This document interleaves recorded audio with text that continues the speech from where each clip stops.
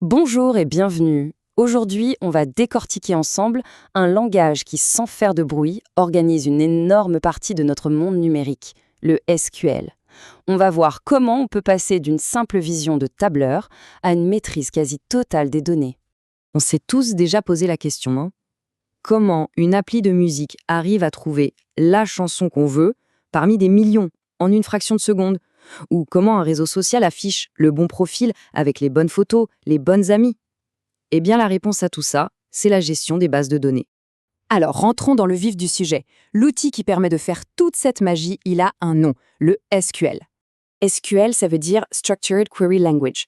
En bon français, c'est le langage de requête structuré. Mais en fait, c'est beaucoup plus simple que ça, c'est la langue qu'on parle pour discuter avec une base de données.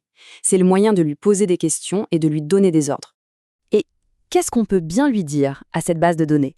En gros, 4 choses fondamentales. On peut lire les infos qu'elle contient, en ajouter de nouvelles, changer celles qui sont déjà là, ou même en supprimer. C'est vraiment la base de tout.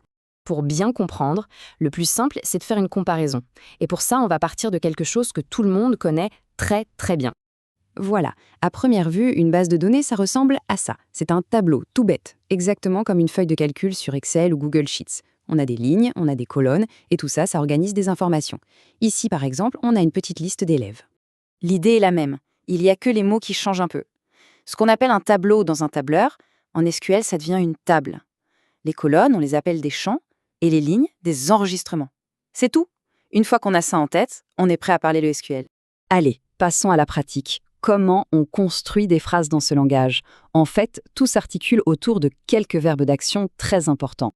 Le verbe qu'on utilise le plus, c'est select. C'est l'équivalent de montre-moi ou donne-moi. Prenons juste une seconde pour lire cette commande. Elle dit, mot pour mot, sélectionne toutes les colonnes, c'est ça que veut dire la petite étoile, depuis la table élève où la colonne ville est égale à Marseille.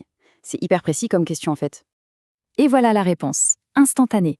La base de données a scanné toutes les infos et nous sort uniquement la ligne qui correspond pile poil à notre demande.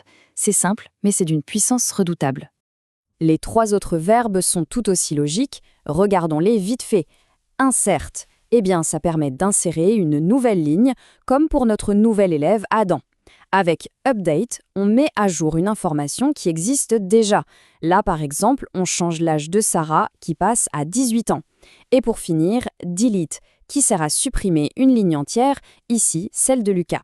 Et après ces 3 petites opérations, notre table a bien changé. L'âge de Sarah est à jour, Lucas n'est plus là et Adam, notre nouvel élève, a été ajouté.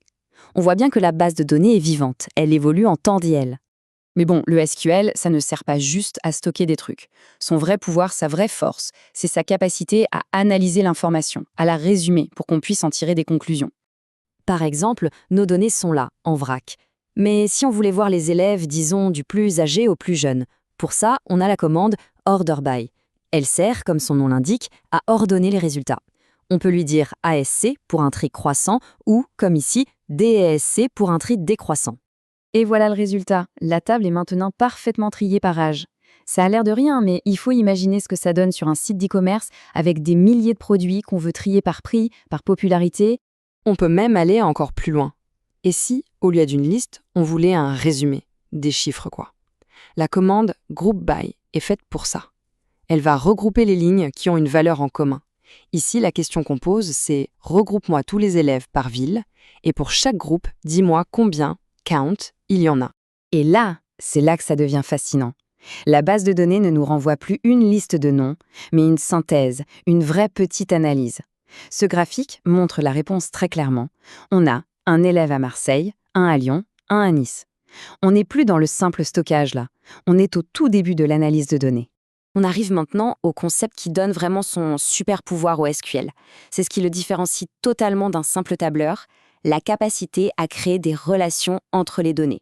Imaginons que nos infos soient séparées. D'un côté, on a une table toute simple, avec juste le nom de nos élèves et un identifiant.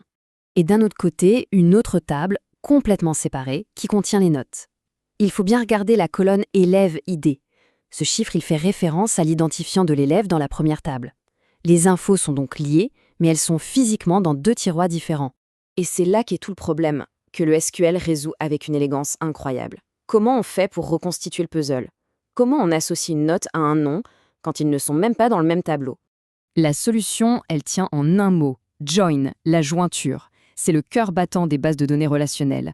Cette commande un peu magique dit au système « Prends la colonne nom dans la table des élèves, fais une jointure, join, avec la table des notes et connecte-les, on, là où l'identifiant de l'élève correspond. » Et le résultat, le voilà. C'est génial. Une toute nouvelle table, virtuelle, est créée à la volée en combinant parfaitement les infos des deux tables d'origine. C'est exactement comme ça que les systèmes les plus complexes arrivent à connecter des millions d'infos pour nous présenter une vue simple et cohérente. Finalement, le SQL, c'est bien plus qu'un simple outil de technicien. C'est un moyen de poser des questions ultra précises à des montagnes de données et d'obtenir des réponses claires. Le vrai défi, ce n'est plus la technique elle-même, mais l'imagination. Quelles sont les bonnes questions à poser? Et ça ouvre des perspectives absolument fascinantes.